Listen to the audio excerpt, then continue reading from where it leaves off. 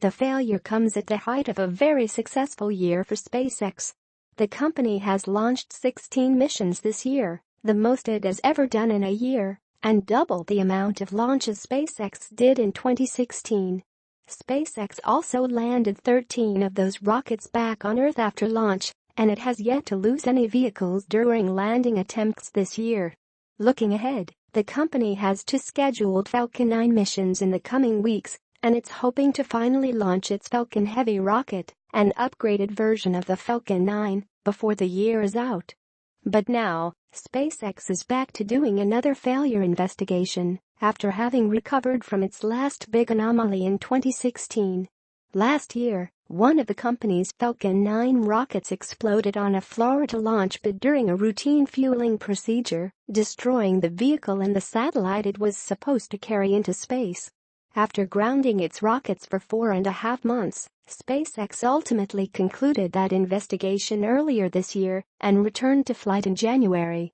Even before that, in 2015, one of SpaceX's Falcon 9 rockets disintegrated after launch while en route to the International Space Station.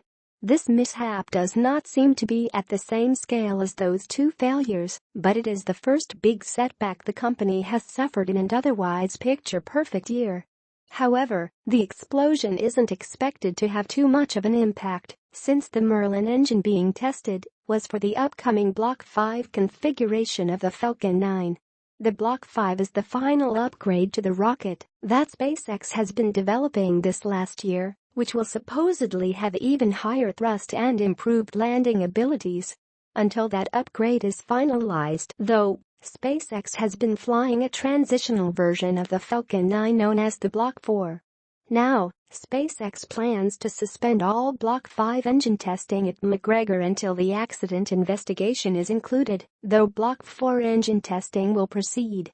The company will also start repairing the test bay the engine exploded on, which should take 2 to 4 weeks to complete.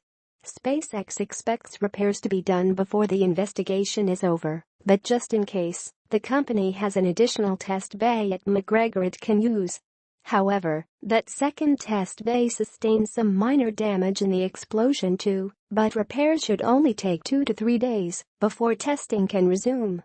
In the meantime, the company will forge ahead with its launches, and SpaceX says it hopes to give public updates on the investigation in the coming weeks.